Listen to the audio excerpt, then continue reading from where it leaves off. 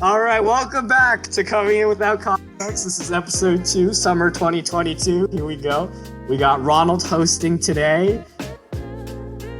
Ronald, you start the topic.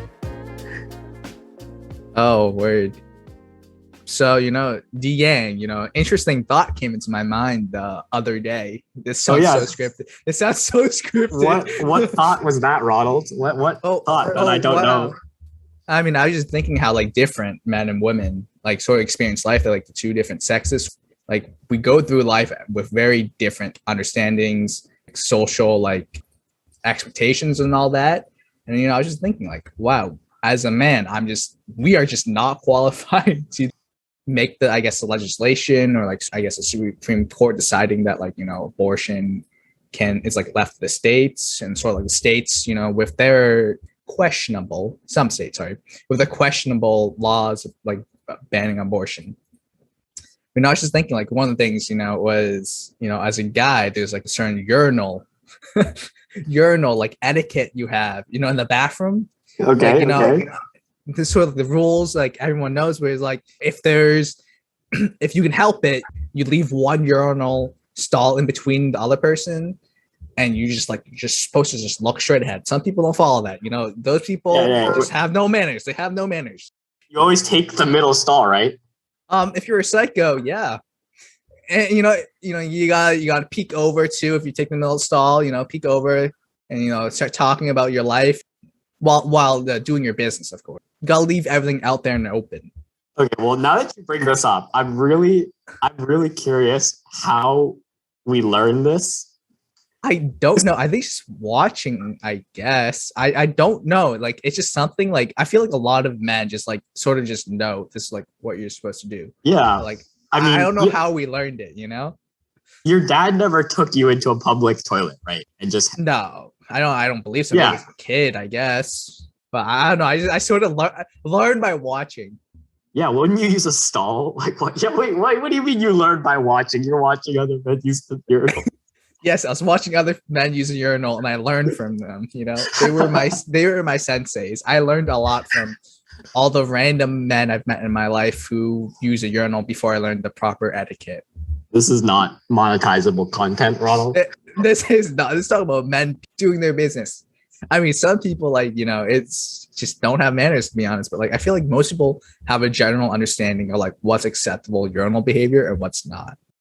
Well, so you know how most urinals, some spacing in between them, and then there's a little divider maybe. Those are the good ones. That's when you hit the jackpot. Okay, I've seen some urinals where it's just okay. What the heck is this? It's just open, right? It's just open. There's no divider. I wish I could show you a picture right now, but not even no divider. It's how there's sort of a trough. Is it a trough? It's sort of a trough, right? With a gutter. Yeah. So imagine it's I saw literally at at the school I go to. I don't want to get rescinded. Get kicked out. I went in there and it's just a row of urinals. There's just no way you can do your business without in privacy. If you catch my drift, it's sort of a toilet sort of. So you would have to stand over the, I guess, a trough, but there's nothing to hide your business. Whenever I go into that bathroom, if I do, I always just go into the stall. But wait. It's just I'm sorry, I'm doing a terrible job explaining how it is. But there's just no way you can hide you doing your business on those urinals.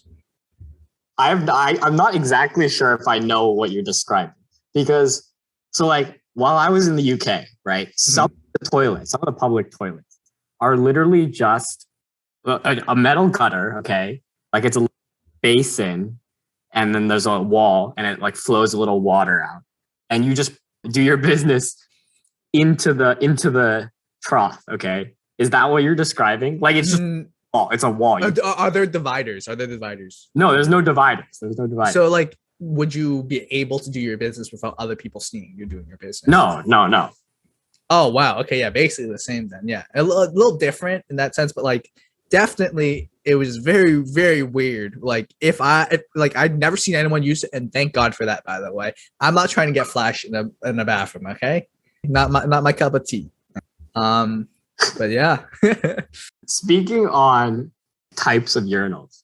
Okay, this isn't strictly a urinal, but you know in China, they have like the squatty toilet. Yes. Yeah. Oh my God, what? Why? I don't know. And like half the time they don't provide like toilet paper. So like you have to like bring some yourself. Yeah. I'm not sure, but like I went there I guess over 10 years ago, and I remember one time I was doing my business and I had no way to wipe. But thankfully my mom gave me some. Because like inside there's just like there's like nothing. I'm not sure if like the place was too cheap to provide it or like people stole it. I'm not sure, but it was very weird. Yeah. Well, okay, so to be fair, I think they've done studies on this, you know, because like pre-civilization humans, like pre-toilet humans would, you just squat, you dig a hole and you squat in the woods. Yeah. Right? Yeah. And I think our bodies are actually designed to, like, it has better flow, if you know what I mean. You know, your intestines. If you're in that position. Yeah, if you're in a squatting position, which is why the stools for toilets are so popular. Oh, I've never understood that. Yeah. You get to put your feet raised, so it's more of a squatting position when you're on the toilet. Have you ever tried it before? We actually have one. Does it help? I don't use it that often because like it cramps your legs if you just keep them there too long. But you can like move between, you know, and it gives you a little more like stretch. It stretches out a little bit. Okay, but does it actually help though? Do you feel? I think so. Okay. Or is it like a psychological thing where it's like you're convincing yourself, wow, this stool works? Listen, I think it does help overall. I mean, it makes sense, you know? The degree to which it helps might be different for everyone, and it might even be different between sessions. But I think overall, generally speaking, it is better. I can totally see a sorry, I don't want to be too off topic here, but I can totally see like a marketing campaign where it's like the poop stool to help your stool come out. Sorry. That has to be a thing already. I think that has to be a thing. Using that like sort of like idea where like stool has like a double meaning. Yeah. Like no, I feel like no, I mean it's a poop stool, but like stools have been around for a long time, you know? Like a stool for like a bar or something, you know? Yeah. But they can never they can't advertise that on TV. Oh no. Well, getting back on topic, I guess. I mean, we just sort of diverged into the urinal etiquette, which, you know, I actually had a quite surprising discussion about this earlier. I guess maybe a few months ago with one of our friends, a female friend of ours. Well, okay, she was very curious because she's like never learned about it, but it's like, you know, she was asking me some questions and I was like, yeah, I'll answer. It's like, and that's when I realized, oh wow, it's just crazy. Like I take like, you know, my urinal etiquette, of course, you know, I'm a well-mannered young lad. Okay. I just took it for granted. I figured like most people do, but like a lot of times I guess the other sex just doesn't understand. I mean, I guess sort of like us with like periods, right? We'll never really know like what it feels like or like sort of like, but you can sort of like learn about it. You know, I was actually surprised. Like the other day I learned like, I mean, it makes total sense, but I never thought about it. But like, you know, birth control, right? Yeah. There's like apparently like two types where like one type you take it like every day, but like for 1 week, it's like a sugar pill. And the other one's like a 3-week one, apparently, where you take it for 3 weeks. And then when you want to have your period, sort of, you don't take it for that week. It's just, I mean, obviously it helps have like more regular like period, but also like apparently if you do like the 3-week one, but if you like take it for like all 4 weeks, whatever, like your period becomes like really irregular and like builds up or something like that. And just, I mean, I don't know. That's what I heard from a friend. And like it caused issues because obviously you're not like having your period when you like need to have it like once every month, right? Where like, yeah. There's a lot of major side effects to birth. Oh yeah, for sure. But like that's something like I definitely like if I didn't ask or like had a friend like tell me, I would never known about that. I always just assume like, oh, it's just a pill you take like every day. Like, but I mean, obviously I know it's bad, but like I did not know like the nuance of sort of like birth control pills in that sense, you know? Well, I mean, Ronald, the times are changing. The technology is here. You can try it for yourself. There's male birth control on the way to a store near you.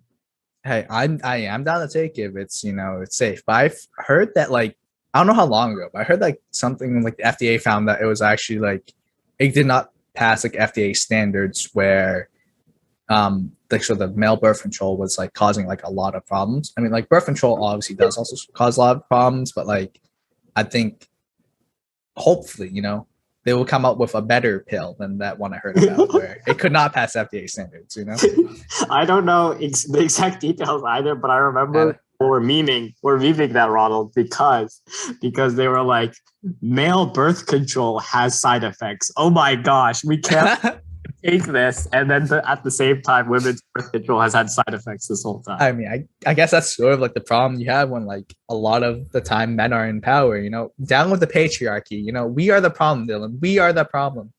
Hope, are we the problem? I said yes, men are the problem. Yeah, I mean, I wouldn't say all men, but like definitely it's crazy how like, a lot of Congress and whatever are like making all these laws when they just don't know jack poop about like sort of like these issues.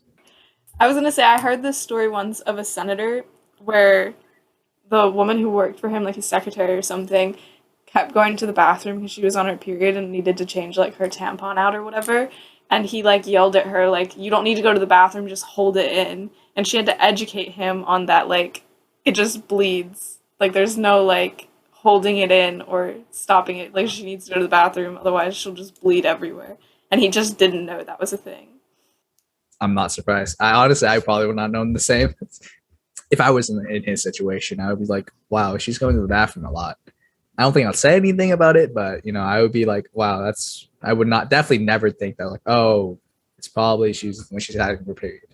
Do you think that men do not know much about how women live and vice versa, where women don't really understand sort of like the shared experiences that a lot of men have?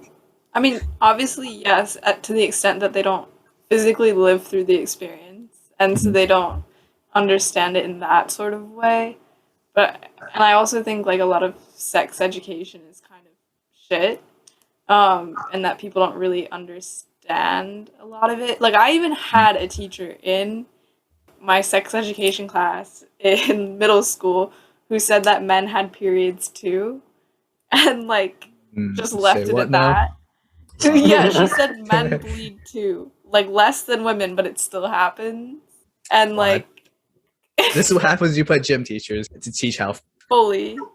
So like I think a lot of people are seriously ignorant about things, but at the same time, like there are ways to find out more. Like the internet is free. Sure.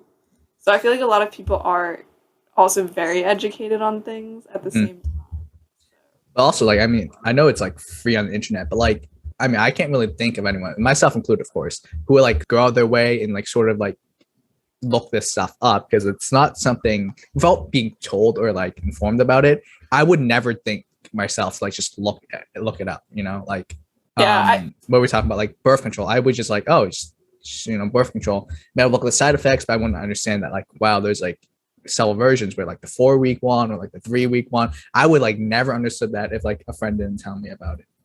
Yeah, I think most of the time people do learn that stuff from the other people around them. Like if someone's like dating a woman, they're obviously going to hear more about periods and that sort of thing and like birth control because they're in proximity with someone who's going through it. And it's just going to come up in conversation most likely unless she's like terrified about talking about periods or something. I mean, some men also just don't want to hear about it either. Yeah, or care enough, really. Like like that's your business. I'll stay out of it. Yeah, those sort of men I feel like shouldn't be in relationships with women though. It happens like for a week each month for most women. For a week each month, you're like, no, I don't want to hear it. I don't want to know anything. I don't care that you're going to the bathroom. I don't care that you're bleeding. I don't care that it hurts. Stay the fuck away from me. Like, that's a lot. That's too much. Like, it happens so frequently that you can't really remain ignorant on it, I feel like. Like, Oh, you have to yeah, know for sure. something, even if it's Yeah, just that you have to buy her chocolate or something like that. Like, Thank you for coming to the podcast. This is Coming Out of the Closet with Context with D Yang and Hope. Hope, what do you think we were talking about? I think you were talking about periods. That's a very good guess. That's a very good guess. Wow, wonderful. Thanks for listening. Thanks for listening, people. I hope people aren't listening.